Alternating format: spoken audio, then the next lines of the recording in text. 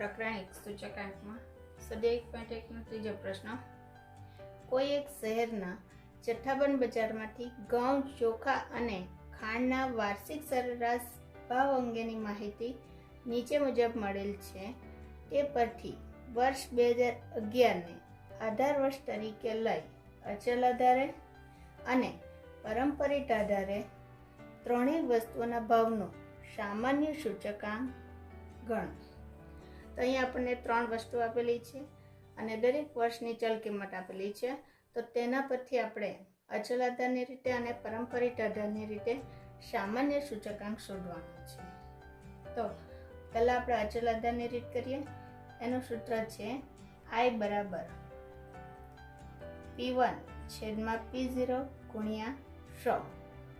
તો અહીંયા P0 એટલે કે આધાર વર્ષ આપણે 2011 લેવાનું છે.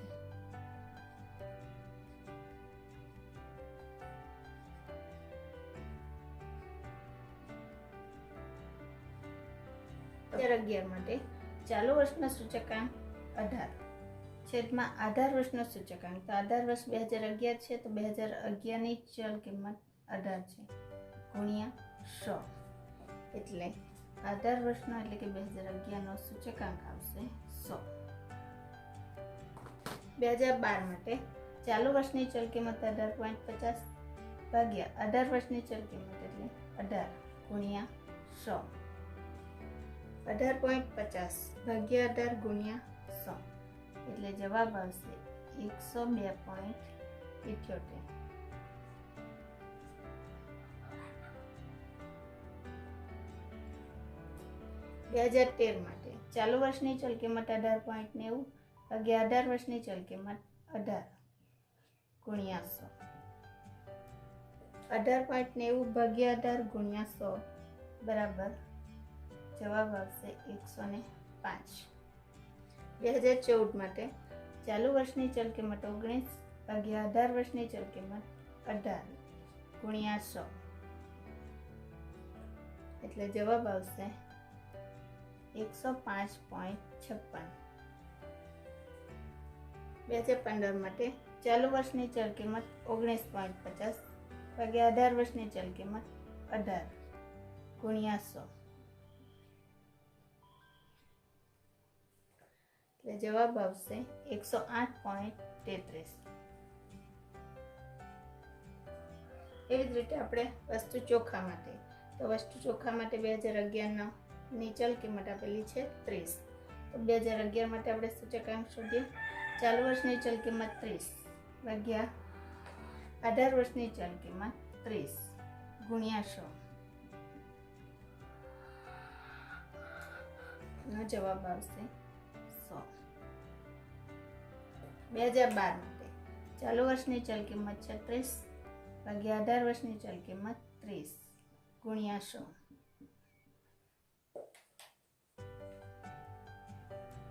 એટલે જવાબ આવશે 120.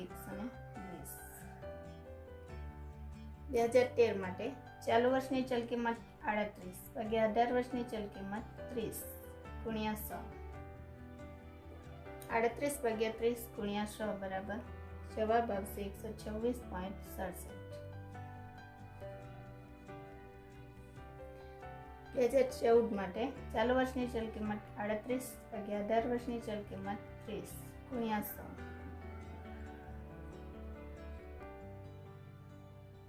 એટલે જવાબ આવશે 126.67. 2015 માટે ચાલુ વર્ષની ચલ કિંમત 39 ભાગ્યા આધાર વર્ષની ચલ કિંમત 30 ગુણ્યા 100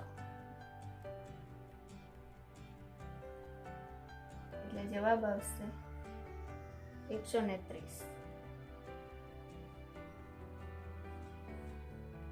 હવે જ રીતે વસ્તુ ખાંડ માટે. તો વસ્તુ ખાંડ માટે 2011 ની ચલ કિંમત 30 છે એટલે આધાર વર્ષની ચલ કિંમત 30 લેવાની. તો 2011 માટે ચાલુ વર્ષની ચલ કિંમત 30 ભાગ્યા આધાર વર્ષની ચલ કિંમત 30 ગુણ્યા 100 એટલે 2011 નો સૂચકાંક આવશે 100. 2012 માટે ચાલુ વર્ષની ચલ કિંમત 31 ભાગ્યા આધાર વર્ષની ચલ કિંમત 30 ગુણ્યા 100 એટલે સૂચકાંક આવશે 103.33. 2013 માટે ચાલુ વર્ષની ચલ કિંમત 32, 18 વર્ષની ચલ કિંમત 30 ગુણ્યા 100, 32 ભાગ્યા 30 ગુણ્યા 100, એટલે જવાબ આવશે 106.67. 2014 માટે ચાલુ વર્ષની ચલ કિંમત 34, 18 વર્ષની ચલ કિંમત 30 ગુણ્યા 100, 34 ભાગ્યા 30 ગુણ્યા 100 બરાબર જવાબ આવશે 113.33. 2015 માટે ચાલુ વર્ષની ચલ કિંમત 36 ભાગ્યા 18 વર્ષની ચલ કિંમત 30 ગુણ્યા 100, 36 ભાગ્યા 30 ગુણ્યા 100 એટલે જવાબ આવશે 120. હવે આપણે ત્રણેય વસ્તુનો સામાન્ય સૂચકાંક શોધવાનો છે. તો આ જે સૂચકાંક આપણે શોધ્યા એનો સરવાળો કરવાનો છે.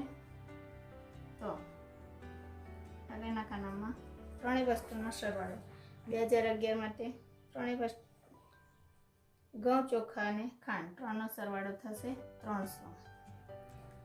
પછી 2012માં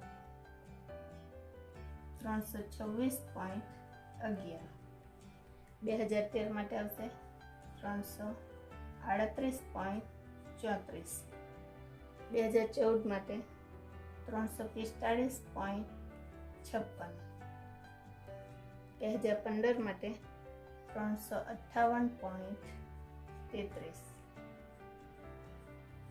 હવે વસ્તુના ભાવનો સામાન્ય સૂચકાંક.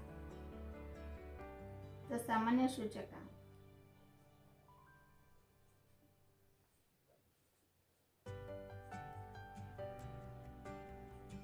તો એના બરાબર આ જે સરવાળો કર્યો એના ભાગ્યા વસ્તુની સંખ્યા. તો સરવાળો ભાગ્યા વસ્તુની સંખ્યા છે 3 વસ્તુ આપેલી છે એટલે થશે ભાગ્યા 3. તો અહીંયા સરવાળો 300 છે અને ભાગ્યા 3 વસ્તુઓ છે એટલે ભાગ્યા 3 એટલે 2011નો સામાન્ય સૂચકાંક આવશે 100. એવી જ રીતે 2012 માટે આ સરવાળો છે 326.11 ભાગ્યા 3 એટલે સામાન્ય સૂચકાંક આવશે 108.70. 2013 માટે 338.34 ભાગ્યા 3 એટલે સામાન્ય સૂચકાંક આવશે 112.78. 2014 માટે સરવાળો છે 345.56 ભાગ્યા 3 એટલે સૂચકાંક આવશે 115.19. 2015 માટે સરવાળો છે 358.33 ભાગ્યા 3 એટલે જવાબ આવશે 119.44. હવે બીજી રીત પરંપરિત આધારની રીત. તો પરંપરિત આધારની રીતનું સૂત્ર P1 છેદમાં P0 ગુણ્યા 100. અહીંયા P0 એટલે કે આધાર વર્ષ લે તે અગાઉનું વર્ષ લેવાનું છે. તો સૌથી પહેલાં આપણે વસ્તુ ઘઉં માટે શોધીએ. તો વસ્તુ ઘઉં માટે 2011ની ચલ કિંમત છે 18 ભાગ્યા અગાઉના વર્ષની એટલે 2010ની. તો 2010ની ચલ કિંમત અહીંયા નથી આપેલી, તો જે 2011ની ચલ કિંમત છે એને જ આપણે અગાઉના વર્ષની ચલ કિંમત તરીકે લેવાનું છે એટલે ભાગ્યા 18 ગુણ્યા 100. આપણો જવાબ આવશે 100. એવી જ રીતે 2012 માટે ચાલુ વર્ષની ચલ કિંમત 18.50 ભાગ્યા અગાઉના વર્ષની એટલે 2011ની ચલ કિંમત 18 ગુણ્યા 100. 18.50 ભાગ્યા 18 ગુણ્યા 100 એટલે જવાબ આવશે 102.78.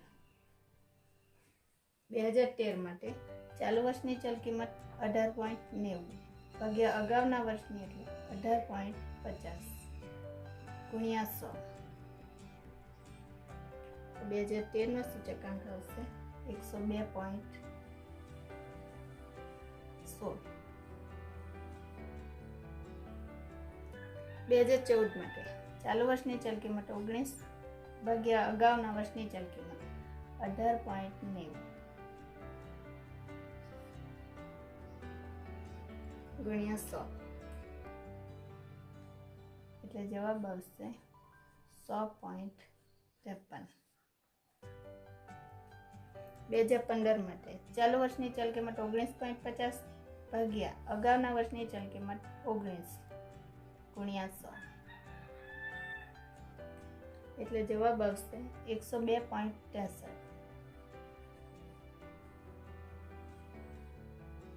હવે વસ્તુ ચોખા માટે તો 2011ની ચલ કિંમત 30 ભાગ્યા અગાઉના વર્ષની ચલ કિંમત એટલે 2010ની પણ 30 લેવાની ગુણ્યા 100 એટલે 2011નો સૂચકાંક આવશે 100.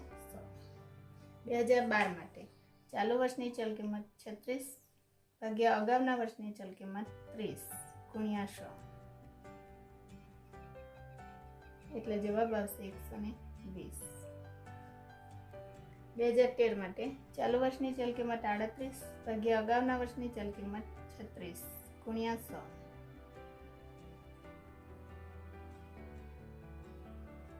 એટલે જવાબ આવશે 105.56. 2014 માટે ચાલુ વર્ષની ચલ કિંમત 38 ભાગ્યા અગાઉના વર્ષની ચલ કિંમત 38 ગુણ્યા 100 એટલે સૂચકાંક આવશે 100. 2015 માટે ચાલુ વર્ષની ચલ કિંમત 39 ભાગ્યા અગાઉના વર્ષની ચલ કિંમત 38 ગુણ્યા 100 એટલે જવાબ આવશે 102.63. વસ્તુ ખાંડ માટે તો 2011ની ચાલુ વર્ષની ચલ કિંમત 30 ભાગ્યા અગાઉના વર્ષની ચલ કિંમત 30 ગુણ્યા 100 એટલે સૂચકાંક આવશે 100. 2012 માટે ચાલુ વર્ષની ચલ કિંમત 31 ભાગ્યા અગાઉના વર્ષની ચલ કિંમત 30 ગુણ્યા 100 એટલે જવાબ આવશે 103.33. 2013 માટે ચાલુ વર્ષની ચલ કિંમત 32 ભાગ્યા અગાઉના વર્ષની ચલ કિંમત 31 ગુણ્યા 100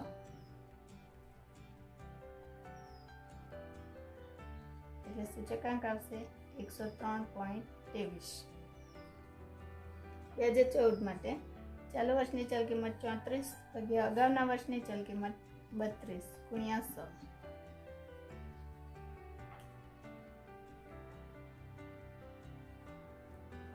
એટલે સૂચકાંક આવશે 106.25. 15 માટે ચાલુ વર્ષની ચલ કિંમત 36 ભાગ્યા અગાઉના વર્ષની ચલ કિંમત 34 ગુણ્યા 100 એટલે જવાબ આવશે 105.88.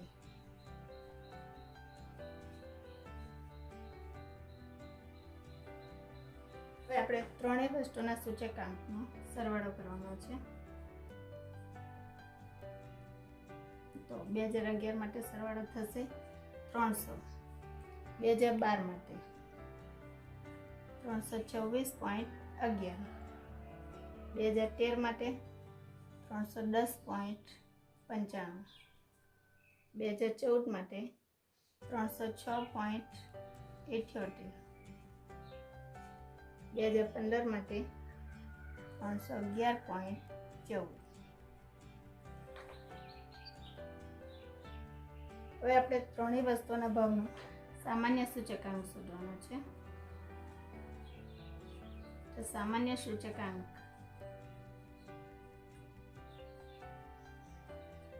બરાબર સરવાળો ભાગ્યા વસ્તુની સંખ્યા. તો અહીંયા આપણને 3 વસ્તુ આપેલી છે એટલે ભાગ્યા થશે 3. તો 2011 માટે આપણે સામાન્ય સૂચકાંક શોધીએ. સરવાળો છે 300 અને વસ્તુની સંખ્યા 3 એટલે જવાબ આવશે 100.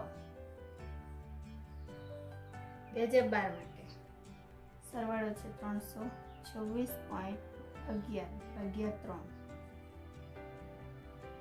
એટલે સૂચકાંક આવશે 108.70. 2013 માટે સરવાળો 310.95 ભાગ્યા 3 એટલે સામાન્ય સૂચકાંક આવશે 103.65. 2014 માટે સરવાળો 306.78 ભાગ્યા 3 એટલે સામાન્ય સૂચકાંક આવશે 102.26.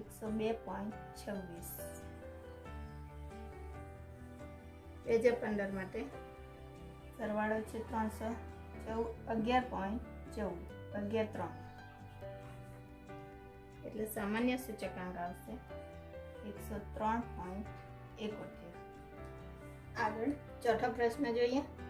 બળતણને લગતી 5 વસ્તુઓના વર્ષ 2012 અને વર્ષ 2014ના ભાવ નીચે મુજબ છે. વર્ષ 2012ને આધાર વર્ષ તરીકે લઈ બળતણની 5 વસ્તુઓના ભાવનો સામાન્ય સૂચકાંકની ગણતરી કરી અને બળતણની વસ્તુઓના ભાવમાં સમગ્ર રીતે કેટલો વધારો થયો છે તે જણાવો. અહીંયા આપણને 5 વસ્તુઓ આપેલી છે. દરેક વસ્તુ બળતણને લગતી છે અને એ વસ્તુનો 2012નો ભાવ અને 2014નો ભાવ આપેલો છે. તો અહીંયા આપણને 2012 એ 18 વર્ષ કીધેલું છે એટલે 18 વર્ષ માટે સંજ્ઞા 0 આવે તો એને આપણે સંજ્ઞા આપી P0 એટલે 2014 એ ચાલુ વર્ષ ગણાય. એને સંજ્ઞા થશે P1 અને P0 પછી આપણે ભાવ સાપેક્ષની ગણતરી કરીશું. તો આગળની કોલમ બનાવવાની છે ભાવ સાપેક્ષ. ભાવ સાપેક્ષ is equal to P1 અપન P0. તો સૌથી પહેલા આપણે વીજળી માટે જોઈએ. તો વીજળી માટે P1 is equal to 3.5 અપન P0 3 is equal to 1.1667. Gas માટે P1 is equal to 370 અપન P0 345 is equal to 1.0725. પીવાસળી માટે P1 1.50 અને P0 1.00 ઇઝ ઇક્વલ ટુ 1.5.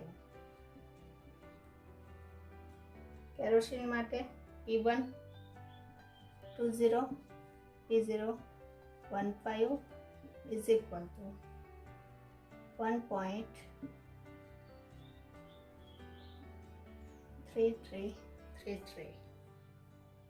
લાકડું માટે P1 is equal to 15 અપન P0 12 is equal to 1.25.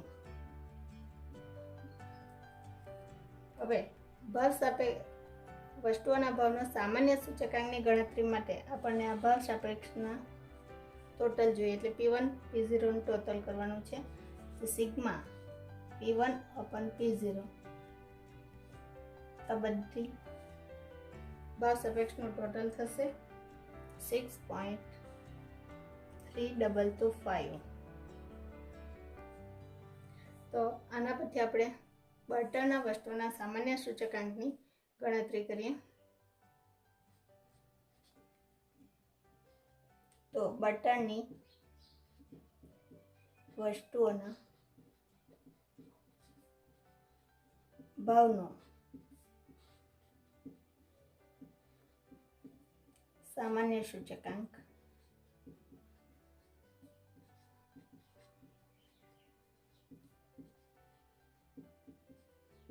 I બરાબર sigma P1 અપન P0 અપન n into 100. તો અહીંયા sigma P1 અપન P0 એટલે 6.3225 અપન n. n એટલે આપણને જેટલી વસ્તુ આપેલી છે એ વસ્તુઓની સંખ્યા. અહીંયા 5 છે અને ઇન્ટુ 100. તો અહીંયા I બરાબર 126.45. આપણો સૂચકાંક આવશે 126.45. આપણને આગળનો સવાલ પૂછેલો છે બળતણની વસ્તુના ભાવમાં સમગ્ર રીતે કેટલો વધારો થયો છે તે જણાવો. તો અહીંયા સૂચકાંક 100 કરતાં વધારે છે તો જેટલો 100 કરતાં વધારે હોય એટલો એમાં વધારો થયો કહેવાય. તો આપણે લખી શકીએ અહીંયા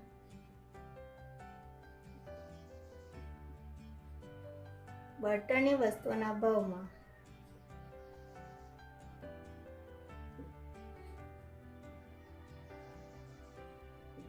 સમગ્ર રીતે